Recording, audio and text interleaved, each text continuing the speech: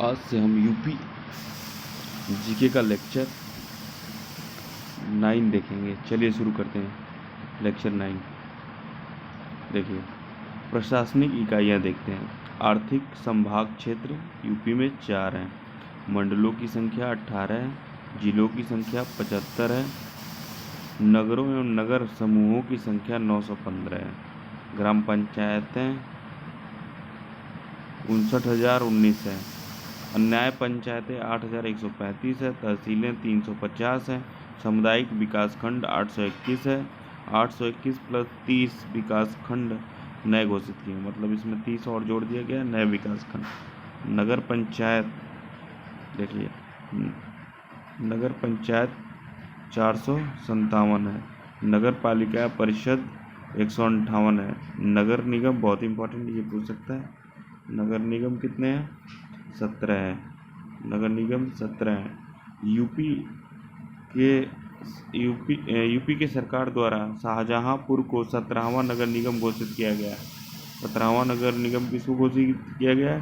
शाहजहांपुर को। चलिए आगे देखते हैं। वन एवं प्राकृतिक वनस्पतियाँ। उत्तर प्रदेश की प्रथम वन नीति 1952 में आई थी। उत्तर प्रदेश की द्वितीय वन नीति 1988 को आई थी। उत्तर प्रदेश वन निगम की स्थापना 25 नवंबर 1974 को हुआ है। कब हुआ है? 1974 को।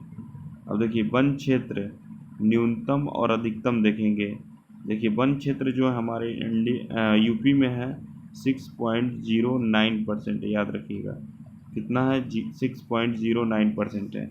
अधिकतम में कौन है और न्यूनतम कौन है? सबसे पहले अधिकतम देखते हैं। देखिए, अधिकतम में सोनभद्र है सबसे ज़्यादा, फिर चंदौली है, पीलीभीत है, मिर्ज़ापुर है और चित्रकूट है। ये परसेंटेज से दिया हुआ है। सबसे ज़्यादा परसेंटेज वन का किस में है? सोनभद्र में। सबसे कम कहाँ है? रविदास नगर में। यहाँ पर 0.30 है परसेंट है। तो सबसे कम कहाँ पे है? रविदास नगर में।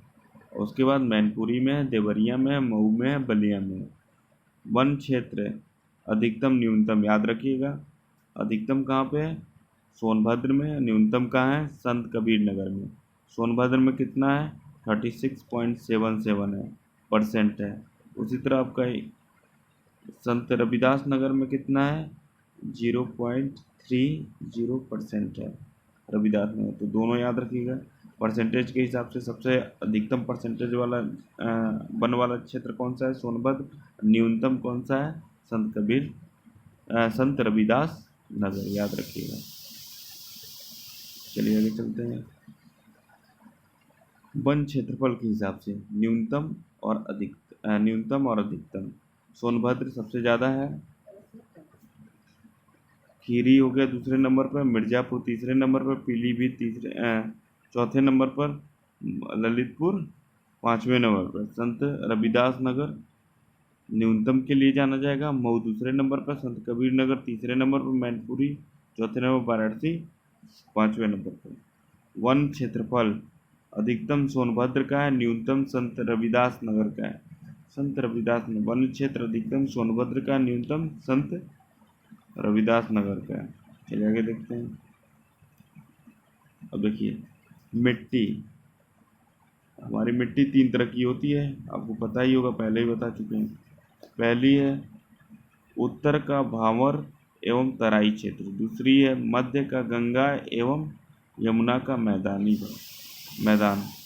दक्षिण का पठारी व पहाड़ी भाग। दक्षिण का पठारी और पहाड़ी भाग। चलिए देखते हैं। सबसे पहले देखेंगे उत्तर का भावर एवं तराई। देखिए, यहाँ पे कंकड़ पत्थर द्वारा निर्मित, यहाँ की जो मिट्टी होगी कंकड़ पत्थर द्वारा निर्मित होगी और ये फसलों के उत्पादन के लिए उतना उपयुक्त नहीं है। फसलों का उत्पादन इसमें नहीं हो सकता। ठीक, नम, क्योंकि ये नम, दलदल तथा बलुई, ठीक है, नहीं, यहाँ पे फसलों का उत्पादन नहीं हो सकता। ये भावर क्षेत्र हो गए। चलिए अब देखते हैं। हम लोग देखेंगे तराई क्षेत्र। तराई क्षेत्र नम, दलदली और बलुई और दोमट मिट्टी होती है तराई क्षेत्र की। कृषि काम होता है यहाँ पे। गन्ना और गन्ने की और धान की कृषि होती है। तराई क्षेत्र में कौन सी गन्ने और धान की खेती होती है? तराई क्षेत्र में। ठीक है, और तराई क्षेत्र की जो मिट्टी होती है, दोमट मिट्टी होती है, बलुई होती है और दलदली होती है और नमी होती है उसमें। चलिए, मध्य का मैदानी भाग, यमुना का मैदानी भाग, मध्य का गंगा एवं यमुना का मैदानी भाग। देखिए, इसमें एक खादर मृदा पाई जाती है। नई जलोढ़ उसको मृदा बोलते हैं। नई जलोढ़ मृदा में जल को ओढ़े रहता है, मतलब इसमें जल धारण करने की क्षमता अधिक होती है। सूक्ष्म कण होता है, छिद्र होने के कारण, ठीक है, के कारण वांगर मृदा की तुलना में जल को धारण करने की क्षमता अधिक होती है। ये वांगर से ज़्यादा जल धारण करता है। ठीक है, देखो, ये उर्वरक, इसमें जो फर्टिलाइजर होता है, पोटास होता है, नाइट्रोजन एवं जल, कैल्शियम होता है। इस मिट्टी में खाद की उतनी आवश्यकता नहीं होती है, इसमें खाद मिलाने की जरूरत नहीं पड़ती है। देखो, दक्षिण का पठारी व पहाड़ी भाग, ये बुंदेलखंडीय मिट्टी होती है। इसमें बुंदेलखंड का जो एरिया आएगा, बुंदेलखंड में वो आएगा। इसकी मिट्टी लाल मिट्टी होती है। ठीक है, जीवाश्म प्लस आयरन की अधिकता होती है। बुंदेलखंड में जो मिट्टी होती है उसमें जीवाश्म और आयरन की अधिकता होती है। ठीक है, चलिए आगे देखते हैं। बांगर के बारे में जानते हैं। दूसरा, बांगर मृदा। बांगर जो होता है पुरानी मिट्टी होती है, बाढ़ के द्वारा लाए गए, ठीक है, लाए गए पानी से निर्मित नहीं होती है। ये बाढ़ के द्वारा लाए गए पानी से निर्मित नहीं होती है। और इसमें देखिए, जीवाश्म प्लस नाइट्रोजन की कमी होती है। फर्टिलाइज़र कम होता है, इसमें फर्टिलाइज़र कम होता है। इसमें खाद का प्रयोग किया जाता है। ठीक है, दूसरे वाले में खाद का प्रयोग किया जाता है। चलिए तीसरा देखते हैं। लवण या क्षारीय ऊसर मृदा। अब देखिए, ऊसर मतलब बंजर हो गया। अब देखिए, पहले लवण क्या होता है? पोटेशियम, कैल्शियम आदि के उपस्थित होने के कारण इसकी पीएच वैल्यू 8.5 से क्या हो जाएगा? कम हो जाता है, लेस हो जाएगा, से कम हो जाता है, इसलिए इसको लवणीय बोलते हैं। अब देखिए, क्षारीय ऊसर मृदा में क्या होगा? सोडियम पोटेशियम, कैल्शियम की परत बन जाती है क्षारी में और सफ़ेद रंग की दिखने लगती है, जिससे इसका पीएच वैल्यू क्या हो जाता है? ज़्यादा हो जाता है, 8.5 ज़्यादा हो जाता है, से ज़्यादा हो जाता है। और ये वाला क्या होता है? कम होता है। कौन सा? लवड़ी। अब देखिए, मरुस्थलीय मिट्टी क्या होती है? मरुस्थलीय मिट्टी पश्चिमी यूपी में, पश्चिमी यूपी ये होगा ना इधर, पश्चिमी पश्चिमी यूपी में मथुरा, आगरा, अलीगढ़, शुष्क, ठीक है, रीजन होने के कारण, चट्टानों के टूटने के कारण मरुस्थलीय मिट्टी होती है। यहाँ की इस एरिया की मिट्टी कैसी होगी? मरुस्थलीय होगी। किधर की? मथुरा, आगरा और अलीगढ़ की। ये दलहन और तिलहन की खेती होती है। किसकी? दलहन और तिलहन की खेती होती है। चलिए आगे देखते हैं। भूड़ मृदा। भूड़ मृदा में क्या होता है? यमुना और चंबल नदियों के द्वारा मिट्टी के ऐसे टीले जिनके 10 से 20 फीट ऊंचाई के होते हैं पर पाई जाने वाली एक हल्के भूरे रंग की बंजर मृदा है। ये बंजर होती है। ठीक है, यहाँ जो मिट्टी पाई जाती है हरे भूरे, हल्के भूरे रंग की, वो बंजर होती है। काली मिट्टी को रेगूर या करेल मिट्टी बोलते हैं और कपास भी मिट्टी बोलते हैं। काली मिट्टी को क्या बोलेंगे? कपास मिट्टी बोलेंगे। रेगूर या करेल मिट्टी भी बोलते हैं। तो बहुत ही उपजाऊ होता है कपास की खेती के लिए। चलिए अब जानते हैं कृषि। आज से हम नया टॉपिक, इसमें हम एक और टॉपिक इंक्लूड करते हैं, कृषि। चलिए, कृषि भौतिक संरचना और जलवायु के कारण यूपी में कृषि के क्षेत्र में संपन्न है। मतलब हमारा जो यूपी है कृषि के क्षेत्र में बहुत ही संपन्न है। 1947 से लेकर 1 अप्रैल, मतलब 1947 से लेकर 1 अप्रैल 31 मार्च को फर्स्ट 5 ईयर प्लान आया था, जिसमें देखिए 1994-95, उसके बाद प्रथम स्थान प्राथमिक क्षेत्र में हमारा क्या है? कृषि के क्षेत्र में प्रथम स्थान है 1996। द्वितीय क्षेत्र माइनिंग के लिए भी हमारा फेमस है। तृतीय क्षेत्र हमारा, मतलब ये 3 क्षेत्र हैं। तृतीय क्षेत्र सर्विस है। अब देखिए, द्वितीय क्षेत्र का अंतिम उत्पाद में हम लोग आ गए हैं। ठीक है, 1996 के अकॉर्डिंग। अब ये ध्यान दीजिएगा। प्राइमरी सेक्टर, देखिए प्राइमरी सेक्टर में हमारे जो है यूपी के लोग, ये 59.3% लोग लगे हुए हैं, ठीक है, जिस वर्क काम कर रहे हैं, मतलब वर्किंग ग्रुप है, और जिसमें एग्रीकल्चर का काम करते हैं। इसमें से आपका 29%, जो 29% है सीधे कृषक हैं, किसान हैं, और 30.3% जो है वो कृषि क्षेत्र संबंधित या कृषि श्रमिक या मजदूर हैं, ठीक है। चलिए आगे देखते हैं। अब देखिए 16% लघु कृषक, जिनके पास 1 से 2.5 एकड़ मतलब हेक्टेयर खेती है, और दीर्घ में 9% लोग आएंगे, जिसमें सबसे ज़्यादा खेती है, 2.5 से भी ज़्यादा। 74% सीमांत कृषक हैं, जिनको 1 हेक्टेयर इनकी भूमि है। जोत का आकार 0 पॉइंट कितना है, 0.74 है, याद रखिएगा जोत का आकार 0.74 है। सर्वाधिक बाढ़ क्षेत्र पश्चिमी यूपी में है, पश्चिमी यूपी इधर पड़ेगा यहाँ पे, उसमें बाढ़ ज़्यादा आती है। अब देखिए 9 कृषि जलवायु क्षेत्र निर्धारित है। यूपी में कितने क्षेत्र जलवायु हैं, जलवायु क्षेत्र हैं 9 कृषि। अब देखते हैं, मान लो ये यूपी है, ठीक है, ये नॉर्थ हो गया, ये ईस्ट हो गया, वेस्ट हो गया, और ये साउथ हो गया। अब देखो पहला पहला हमारा भंवर एवं तराई आएगा, नॉर्थ में जो पड़ता है, यूपी के नॉर्थ में भंवर एवं तराई पड़ेगा। मध्य के मैदान पड़ता है, जिसको बोलते हैं, ये दूसरा क्षेत्र हो गया। तीसरा बुंदेलखंडी हो गया, क्या हो गया, बुंदेलखंड, नहीं सॉरी, ये पांचवा बुंदेलखंड हो जाएगा। तो पांचवा बुंदेलखंड हो गया, तो ये शुष्क प्रदेश ये तीसरा हो जाएगा, जो आपका वेस्ट और साउथ में पड़ेगा, ठीक है। सॉरी सॉरी सॉरी, देखिए नॉर्थ में जो पड़ेगा वो भंवर तराई का क्षेत्र पड़ेगा, साउथ में जो पड़ेगा बुंदेलखंड का पड़ेगा, और पश्चिम का मैदान पश्चिम में पड़ेगा, पूरब का मैदान पूरब में पड़ेगा, पश्चिम मध्य का मैदान आपका नॉर्थ और वेस्ट में पड़ेगा। उसी तरह आपका वेस्ट और साउथ में आपका दक्षिण पश्चिमी का समशुष्क मैदान पड़ेगा। उसी तरह नौवां क्षेत्र आपका उत्तर पूरब का मैदान पड़ेगा, ठीक है। और आपका चौथा जो क्षेत्र है विंध्य क्षेत्र, ये आपका ईस्ट और साउथ के बीच में पड़ेगा, ईस्ट और साउथ के बीच में पड़ेगा। एक बार और देखते हैं, देखिए नॉर्थ साउथ वेस्ट ईस्ट, पहले इनके डायरेक्शन में जो है याद करते हैं। पहला है भंवर एवं तराई नॉर्थ में, उसी तरह साउथ में बुंदेलखंडी है, इसी तरह पश्चिम में पश्चिमी का मैदान है, पूर्व में पूर्वी का मैदान है। ये इस तरह पूरब का मैदान हो गया। 4 हमारे याद हो गए, 4 और देखते हैं।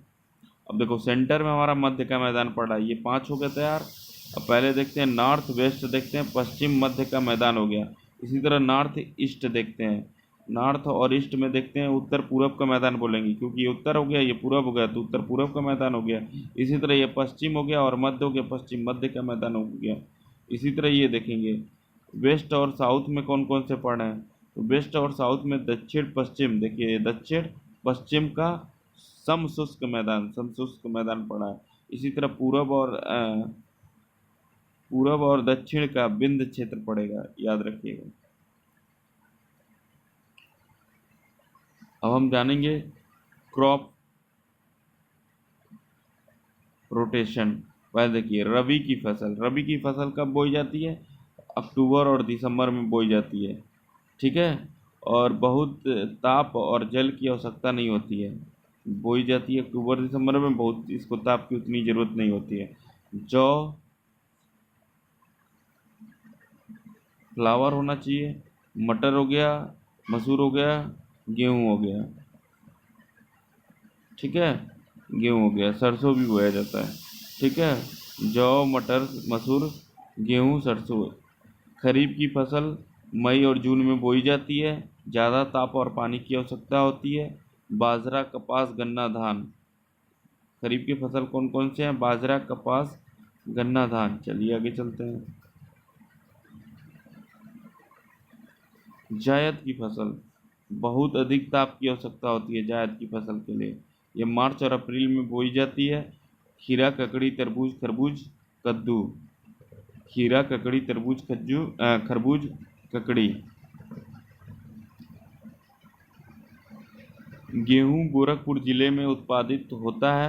चना बुंदेलखंडीय खंड का क्षेत्र में सर्वाधिक मात्रा में होता है। कपास रुहेलखंड क्षेत्र में होती है। बाराबंकी बाराबंकी अफीम के लिए प्रसिद्ध है। यूपी में गन्ना नकदी फसल है। और उद्यान कृषि 1974 में उद्यान प्रसंस्करण एवं प्रयोग विभाग का बस्ती, सहारनपुर, लखनऊ, इलाहाबाद और झांसी में खोला गया। लखनऊ आम के लिए जाना जाता है, इलाहाबाद अमरूद के लिए जाना जाता है। फसल पट्टीय क्षेत्र 20 है, ठीक है, जिसमें से 17 आम के, 2 अमरूद के, 1 आंवला का। राष्ट्रीय औद्योगिक मिशन 5 और 6 45 जिलों का चयन किया गया था, जो साग सब्जी, फलों और इत्यादि के उचित प्रबंधन और विकास के लिए है।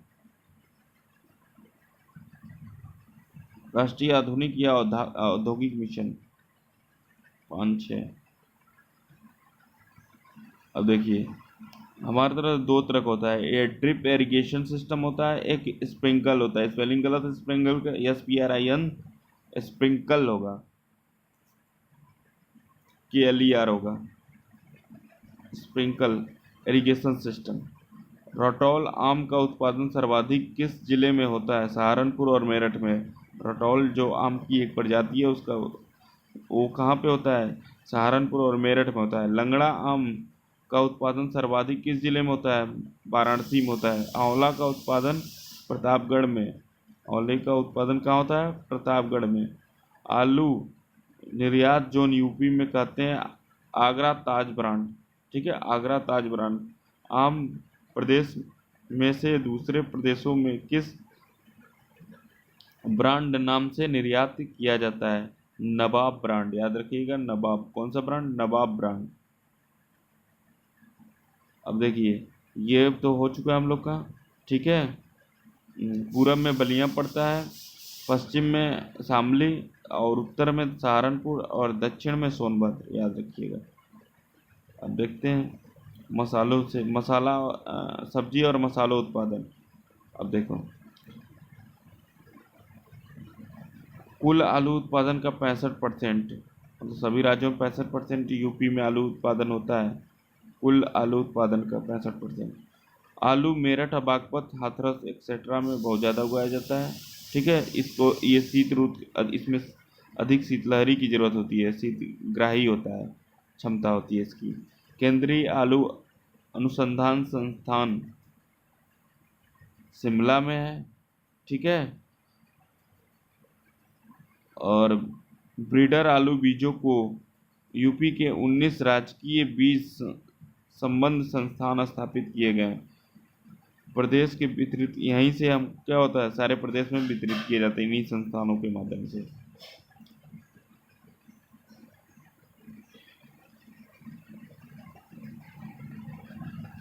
यूपी के 3 कृषि निर्यातक क्षेत्र हैं, एक लखनऊ है, सहारनपुर है, आगरा है। आलू का वितरण ताज ब्रांड से होता है, आगरा से, ठीक है। आगरा से ताज ब्रांड के नाम से आलू का वितरण होता है। हल्दी बुंदेलखंड के में हल्दी कहाँ सर्वाधिक उगाई जाती है? बुंदेलखंड में हल्दी का सर्वाधिक उत्पादन होता है। अदरक, बुंदेलखंड में अदरक का सर्वाधिक होता है, दोनों देखिए, हल्दी और अदरक का। जट्रोफा डीजल के विकल्प के तौर पर प्रयोग किया जा सकता है। जट्रोफा का बीज परनाल में बनता है और जिसे डीजल बनाया जा सकता है।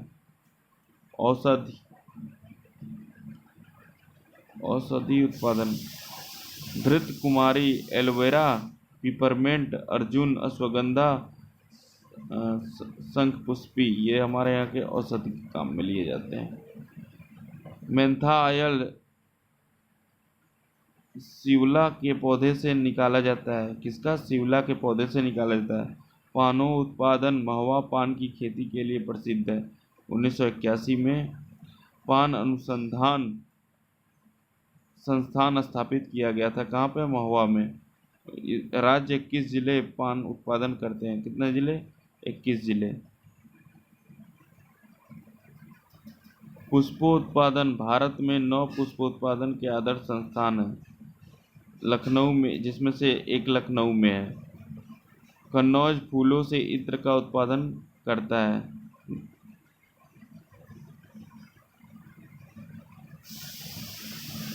पशुपालन विभाग 1944 में पशुपालन विभाग की स्थापना की गई थी। पशुपालन के बारे में जानेंगे। पशुपालन विभाग की स्थापना 1944 में की थी। पशुओं को 4 आयामों को ध्यान में रखते हुए प्रदेश सरकार ने पशुपालन विभाग की स्थापना की थी। इसमें 4 पार्ट हैं। उन्नत पशुधन है पहला, दूसरा पशु प्रबंधन है, तीसरा पशु पोषण है, तीसरा पशु प्रजनन है। गाय, भैंस, कुक्कुट पालन और मत्स्य पालन, मधुमक्खी पालन, ये यहाँ पे किए जाते हैं। ऑपरेशन फ्लड, इसके यूपी में 1973 से शुरू हुआ था। ऑपरेशन फ्लड के जो थे अध्यक्ष या जो भी कह लीजिए वर्जिन कुरियन थे। 1970 से 71 में केंद्र सरकार की ये योजनाएं थी। ठीक है। पशु जैविक, ये आपके इतने इसके क्षेत्र में आएंगे। पशु जैविक औषधि केंद्र केंद्र सरकार के द्वारा लखनऊ में खोला गया है।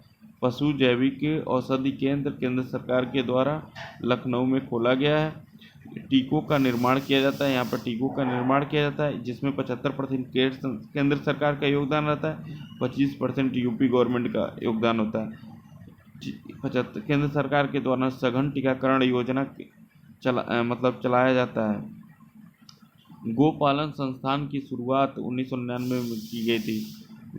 गोपालन की संस्थान की शुरुआत 1999 में की गई थी।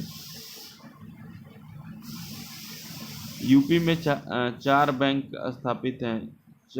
यूपी में चारा बैंक स्थापित है बुंदेलखंड में, 75% केंद्र सरकार के योगदान से। ठीक है। गर्मी में चारा खत्म हो जाता है बुंदेलखंड, भाबरी, कहाँ पे? भाबरी में।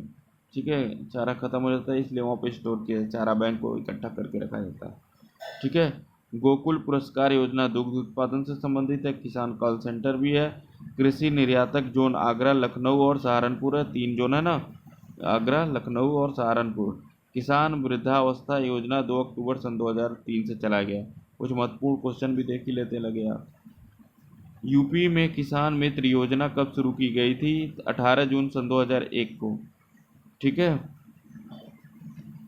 निम्न में से किस फसल का यूपी भारत में सर्वप्रथम उत्पादक है? गेहूं का। भारत में प्रथम कृषि विश्वविद्यालय की स्थापना पंतनगर में हुई थी। यूपी की प्रमुख फसल गेहूं है।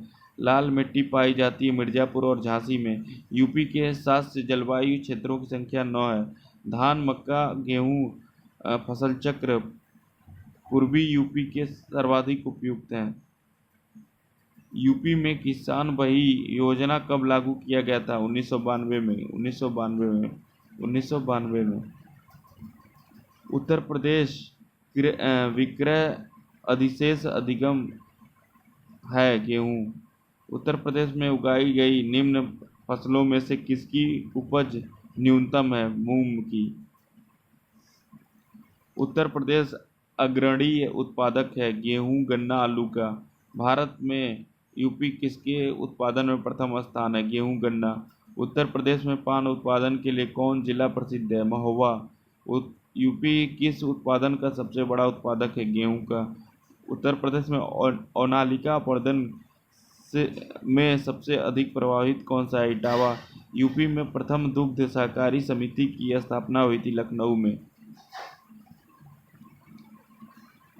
उत्तर प्रदेश में वायु मृदा अपरदन से सर्वाधिक प्रभावित क्षेत्र है पश्चिमी क्षेत्र। निम्न में से यूपी किस फसल का सबसे बड़ा उत्पादक नहीं है? चावल। भूमि संरक्षण के लिए निम्न में से क्या आवश्यक नहीं है? पर्याप्त रासायनिक खाद का प्रयोग। निम्नलिखित में से किस फसल के उत्पादन में प्रदेश देश में प्रथम स्थान नहीं है? चावल। भारत में यूपी अग्रणी उत्पादक है दूध में।